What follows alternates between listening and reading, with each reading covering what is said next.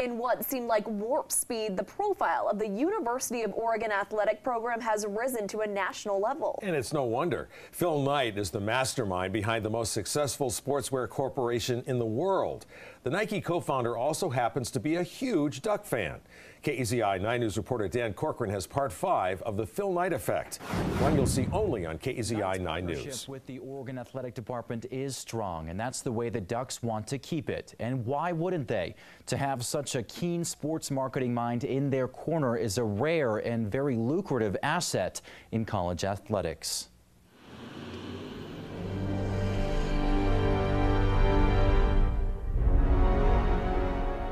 Not everyone is a fan of the close ties between Nike co-founder Phil Knight and the University of Oregon.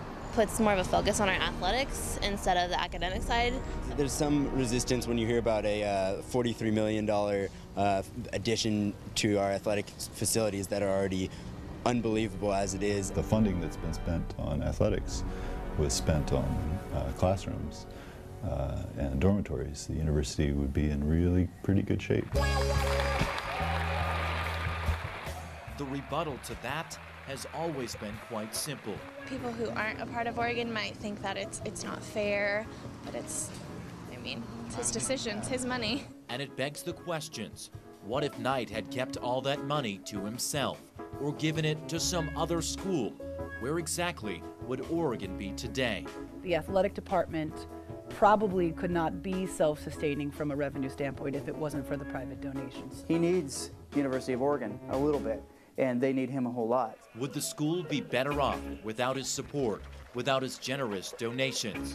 There's definitely some students that aren't too crazy about it just because there's definitely more to this school than just our athletic programs. In Knight, the school has direct access to one of the most successful business minds in the world. With that expertise comes lots of money and what is proving to be a winning strategy, one that goes beyond any top-of-the-line sports facility.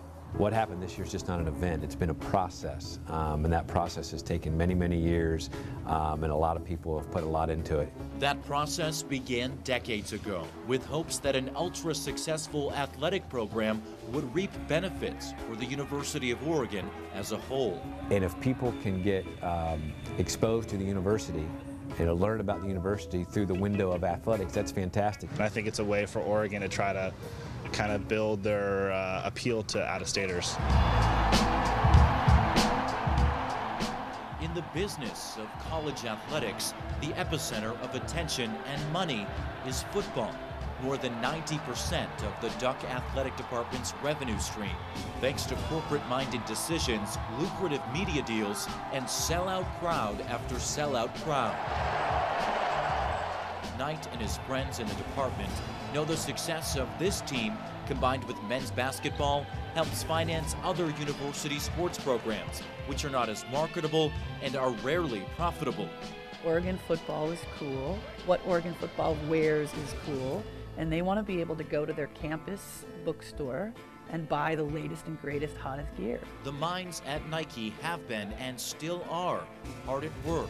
It was important for Oregon athletics to be mentioned in the same breath as Michigan, Ohio State, Texas, North Carolina, the other Nike schools that were all inclusive, and by that I mean all their programs being covered by Nike.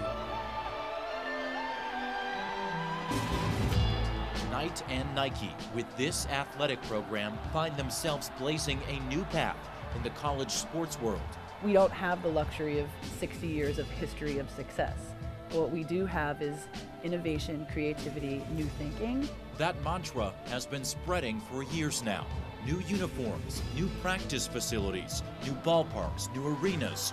With all of this, a new mentality, a change in culture, maybe best embodied by head coach Chip Kelly and the way he is running his football team. There's not a magic formula. This isn't math. You know, Will Hunting's not going to come up and grab the chalk and say, hey, here's the answer to this. To really be successful, though, this new way of thinking has to be embraced by more than just coaches and athletes, and it has been. What has happened is unbelievable. 15 years ago, to hear that there would be 2,000 people paying for standing room only tickets in Autzen Stadium is unbelievable. The big picture, perhaps the vision of Phil Knight stretches beyond the city limits of Eugene as he continues to build a national, maybe worldwide brand, one that got its humble start right here. The O brand is out there, and now we've got to make sure that we capture that momentum and keep it going. It's unique, unlike any other program in the nation. Phil and Penny Knight have been the driving force behind everything that we've done at the university. It is clear, though, that the boost does come with strings attached. But when collegiate sports programs across the country are being run much like businesses, those strings come as no surprise. How many donors give many millions of dollars without expectations of having a say in how those dollars are spent? There's been a lot of misconceptions about Phil's involvement, and to his credit, it was always during my time in the area of helping us to build facilities, to build the program, to get to the national stage. The university is forging ahead into perhaps uncharted territory. No longer is this simply a school tucked away in the neighborhoods of East Eugene. This is a new frontier, and with it come new and presumably larger challenges, all of them likely to be faced with Phil Knight by Oregon's side. If something should happen and this cycle of success changes and that lion's share of revenue starts to soften, then it's a real challenge. No one wants to go backwards. How do we take that momentum, build the framework and structure around it, and continue that momentum? Every day you have a chance to build a little bit. And when you're building a little bit, by the end, sometimes you built a lot. For all of the students in this grand building, I wish you a great 81 years.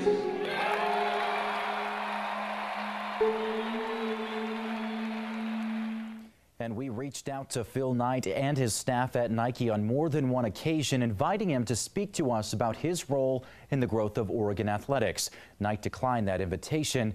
His relationship with the university is still very strong. Right now, he's in the midst of several big money projects on campus, including a complete overhaul of the Len Casanova Athletic Center, which Knight and his wife Penny will finance 100% on their own. And if you missed any of our series, you can watch the whole thing on KEZI.com. In the studio, Dan Corcoran, KEZI 9 News.